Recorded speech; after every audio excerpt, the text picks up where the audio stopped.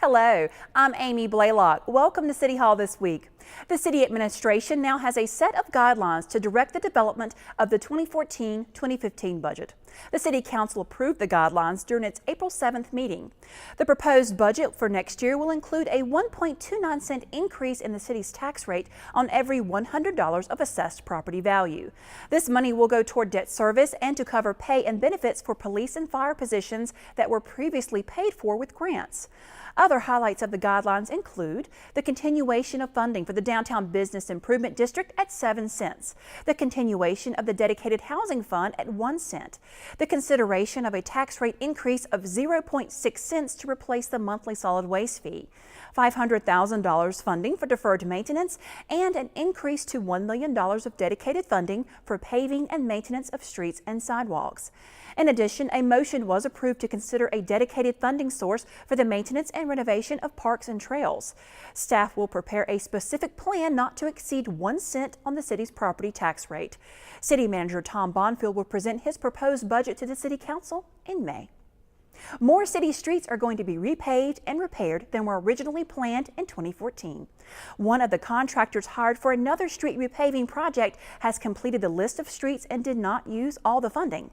There is $637,000 remaining in the contract, which the city will now spend on additional repaving work.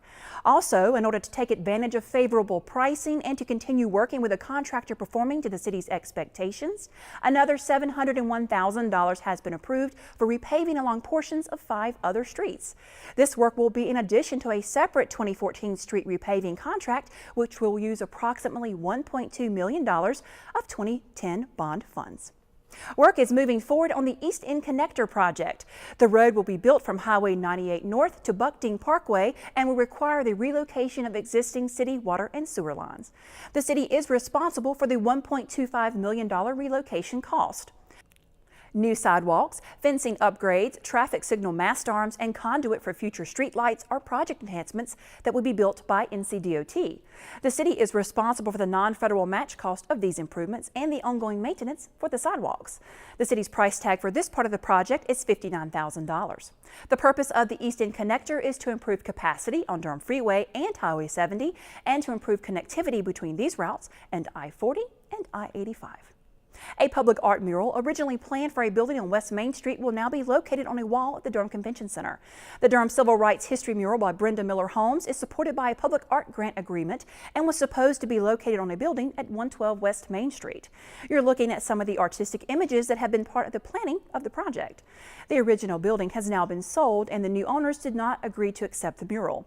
The new location for the mural will be the west wall at the Durham Convention Center facing Morris Street. It will be painted this summer. Another piece of public art has been approved for downtown as well. The city has accepted the donation of a sculpture that could be installed on a pedestal at the southwest corner of CCB Plaza or at another appropriate location. The sculpture is being donated by Downtown Durham Incorporated in recognition of the contributions of Bill Kalkoff to downtown development.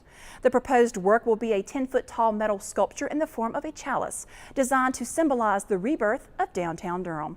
This is an image of what the sculpture is expected to look like once installed. It incorporates metal elements collected by the artists from former buildings and structures in downtown. DDI will be responsible for the costs associated with the sculpture installation.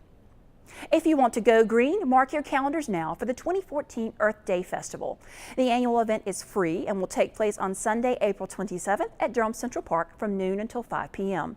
Come enjoy green activities and demonstrations, learn about green practices and products at the Sustainability Expo and Earth Art Market, and enjoy great music and food.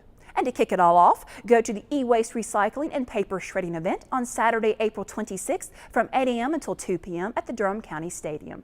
To find out more, visit the city's website. That does it for City Hall this week. Don't forget to like us on Facebook and follow us on Twitter. And you can find us on demand on DTN's webpage and on YouTube. I'm Amy Blaylock. Thank you for joining us.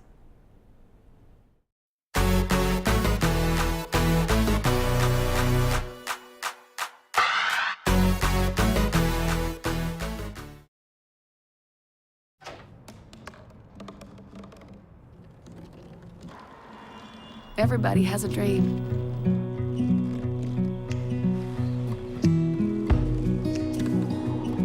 Mine was to see the ocean. And with a little help,